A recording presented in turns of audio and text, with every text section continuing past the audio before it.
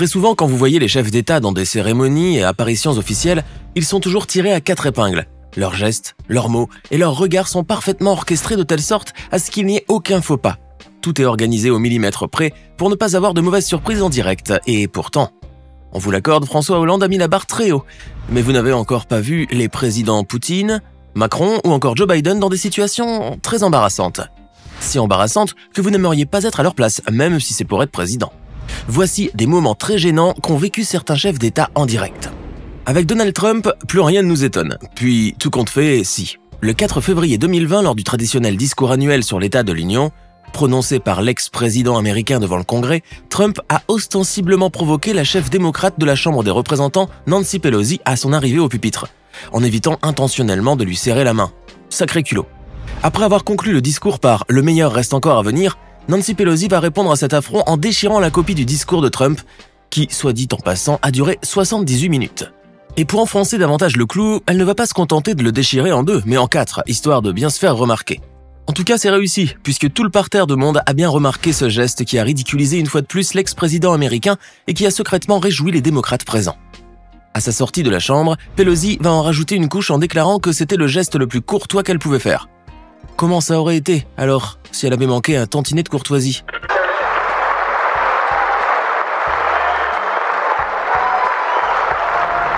Lors de son mandat de première ministre australienne, Julia Gillard a été invitée à plusieurs cérémonies et visites officielles. Mais celle qu'elle a effectuée en Inde restera à tout jamais gravée dans les mémoires, surtout les nôtres.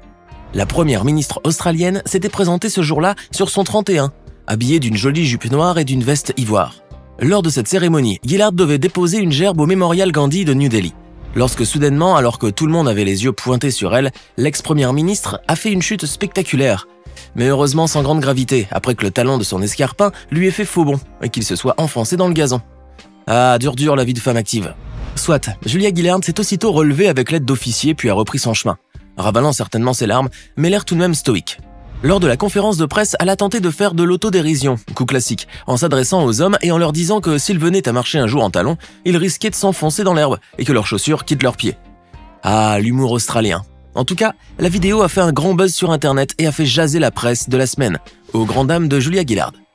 Pour l'anecdote, elle avait perdu quelque temps auparavant un escarpin en échappant à une foule de manifestants en colère et la chaussure a très vite trouvé sa place sur eBay. Et plus tard, elle a perdu un autre escarpin en montant sur scène à Sydney. Une vraie Cendrillon des temps modernes. Il semblerait que le bon Dieu ait une dent contre le patriarche russe Kirill, ce fameux jour où il s'est tapé la honte de sa vie. Et je crois savoir pourquoi. Cela est arrivé en juin 2022 lors de la consécration d'une église. Le patriarche va à un moment donné glisser sur l'eau bénite et tomber sur le sol en marbre, se cassant les fesses au passage. Elle était peut-être pas si bénite que ça, l'eau. Blague à part, le pire c'est qu'il n'a pas voulu se laisser aider en raison des restrictions liées au coronavirus. Moi je crois fermement à une vengeance divine car, quelques jours après le début de la guerre de la Russie contre l'Ukraine, le patriarche Kirill avait soutenu l'agression de la Russie et a même félicité l'armée pour avoir tué des Ukrainiens. Quelques mois après, il a prononcé un discours à l'église des forces armées russes faisant l'éloge des soldats russes pour leur bravoure. Guerre ou pas, on ne félicite jamais quelqu'un pour avoir commis des meurtres. C'est ce qu'on appelle le karma. Bon, je veux bien croire qu'en Philippines, il fasse très humide, climat idéal pour la prolifération des blattes. Mais franchement, en retrouver sur un podium de président, ça fout le cafard. Pendant qu'il était en train de faire un discours des plus sérieux lors d'un rassemblement électoral, l'ancien président philippin Rodrigo Duterte s'est fait interrompre par un cafard qui tentait de grimper sa chemise. S'apercevant de cela, une assistante va venir l'en débarrasser mais n'y arrivera pas. L'ex-président va d'un revers de la main chasser l'insecte et poursuivre son discours comme si de rien n'était.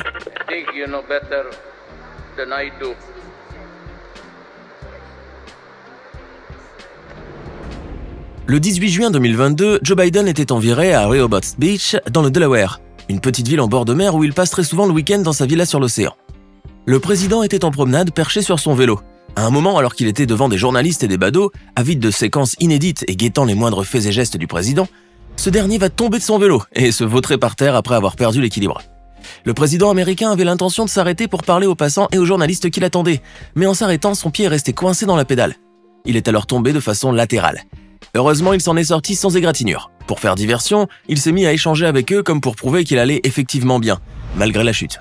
La pause n'a duré que 5 minutes, puis il a repris le chemin avec sa femme Jill Biden, qui l'a rejoint entre-temps. Il a eu de la chance sur ce coup-ci, car en novembre 2020, Joe Biden s'était fracturé le pied pendant qu'il jouait avec l'un de ses bergers allemands. Le président aux 79 printemps doit aujourd'hui suivre sa santé de très près, au risque de ne pas faire long feu dans la Maison-Blanche. À force de faire la guerre à tout le monde, il semblerait que le président russe s'est fait plus d'ennemis que d'amis. La preuve en est que très souvent, il reçoit des vents de la part de gens qu'il veut saluer en tendant la main. Par exemple, ici, il tend la main à un cuisinier qui va éviter de lui tendre la sienne en retour. Poutine va alors se prendre le vent dans la face et espérer que personne n'ait vu la scène. C'est raté. Ou encore, lors de cette rencontre officielle, le président va tendre la main à ce chef d'État qui va lui aussi esquiver la poignée. Lors de cette cérémonie réunissant plusieurs grands chefs d'État, un homme a volontairement ignoré le salut de Poutine en le sautant. Un vent des plus froids qu'il a reçu de manière impassible avec le flegme et la légendaire apathie qu'on connaît tous au président russe. Et là encore, Kim Jong-un a fait semblant de ne pas avoir vu que Vladimir lui tendait la main. Des moments extrêmement gênants pour le président russe, d'autant plus qu'ils sont à chaque fois filmés par les caméras de journalistes et diffusés dans le monde entier. Dans cette séquence, Joe Biden venait d'atterrir accompagné de sa femme. En mettant le pied à terre, il tente d'enfiler sa veste mais peine à le faire. Et oui, c'est ça que d'avoir pris de l'âge. Il va essayer de la mettre, mais n'y arrivera pas sans l'aide de sa tendre femme qui, face à la situation, va venir à son secours et l'aider à l'enfiler. Qu'est-ce que feraient ces chefs d'État sans leur femme? Le plus drôle, c'est qu'après avoir enfilé sa veste, il va accidentellement faire tomber sa paire de lunettes par terre. Décidément, ce jour-là, ses vêtements et accessoires avaient une dent contre lui. Si vous connaissez bien le président de la République française, vous saurez qu'il a un chien nommé Nemo, un chien qu'il suit presque partout. Mais il arrive des fois que Nemo ait des comportements inhabituels, mettant Emmanuel Macron dans des situations grotesques et cocasses. Dans cette vidéo par exemple, alors que le président avait invité 3 membres du gouvernement à l'Élysée afin de discuter de choses on ne peut plus sérieuses, Nemo a eu soudainement une envie pressante. Vous l'aurez deviné, le jeune labrador s'est subitement dirigé vers la cheminée de l'Élysée, a levé la patte et a pris ses aises en urinant dessus. La situation était si marrante que la discussion a dû être interrompue. Benjamin Griveaux, secrétaire d'État auprès du ministre de l'Économie et des Finances, Brune Poirson, secrétaire d'État auprès du ministre de la Transition écologique et solidaire, et Julien de Normandie, secrétaire d'État auprès du ministre de la Cohésion des Territoires, ainsi que le président lui-même, tout le monde s'est alors mis à rire de la situation. Pour sa défense, Macron, extrêmement gêné, va alors se justifier en disant que son chien n'avait jamais fait cela auparavant, et qu'il ne comprenait pas pourquoi il urinait dans la cheminée. Selon lui, c'était exceptionnel. Il a alors tenté de taquiner ses interlocuteurs en leur jetant la faute et en leur disant que c'était eux qui avaient déclenché chez son animal un comportement inhabituel. Bien sûr, la chaîne LCL n'a pas raté cette scène et n'a pas non plus hésité à la diffuser. Merci Nemo. Travailler sur la question de la mobilité du futur notamment. De faire un truc assez... Petite question, avez-vous déjà vu une poutine faire des crêpes? Si, ça existe. La preuve en image. D'accord, ce n'est pas la blague de l'année, on vous l'accorde, mais elle a fait quand même un petit peu sourire, avouez. Lors du Forum économique de l'Est de Vladivostok, le président russe Vladimir Poutine et le président chinois Xi Jinping ont eu l'occasion de troquer leurs casquettes de chef d'État contre des tabliers de ménagères et de faire des crêpes. Oui, vous avez bien entendu. Sur les images, on remarque que le président russe n'était pas tout à fait à l'aise avec la spatule et la poêle, et que cuisiner de bons petits plats, ce n'est pas son fort. On voit bien qu'il n'avait qu'une seule envie, déposer le tablier et de partir en courant. Mais quand on est président, il faut donner l'exemple, même quand il s'agit de faire des crêpes. Pour le coup, sa crêpe, c'est vraiment une crêpe. Il n'y a pas photo. Tout le monde a fait semblant d'être fier du président russe, car personne n'oserait dire au grand Poutine que sa crêpe était ratée. Ce serait un véritable outrage, pire encore, un blasphème. En tout cas, ce qui est sûr, c'est qu'il est plus fort à la guerre qu'en cuisine. Alors qu'il était en visite à Riyad, capitale de l'Arabie Saoudite, pour rencontrer des hauts dignitaires et notamment le ministre des Affaires étrangères, le prince Saoud Al Faisal, le prince Charles a créé le buzz du siècle en se prêtant au jeu des Saoudiens. En effet, après la rencontre officielle, il s'est rendu au festival culturel de Genadriya. Dès son entrée, il a été invité à danser la danse traditionnelle de la Harda, dite danse du sabre.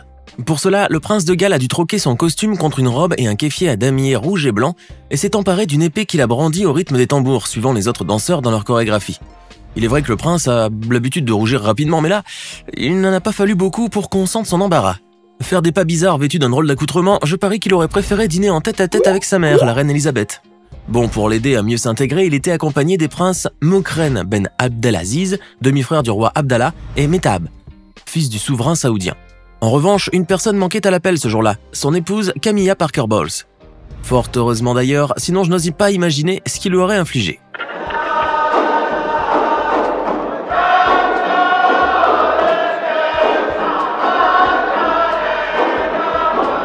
Bon, on est d'accord, avoir le prince héritier saoudien Mohammed bin Salman parler comme ça, c'est soit il a un début de Parkinson, soit il est très mais vraiment très nerveux et qu'il ne supporte pas les situations stressantes.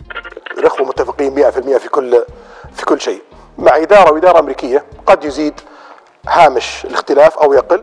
Je préfère croire qu'il s'agit de la seconde option.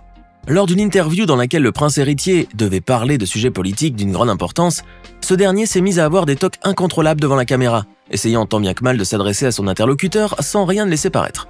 Maintenant, dites-nous dans les commentaires ce que vous pensez de ces séquences embarrassantes. Et n'oubliez pas de vous abonner et de cliquer ici pour regarder une autre de nos vidéos.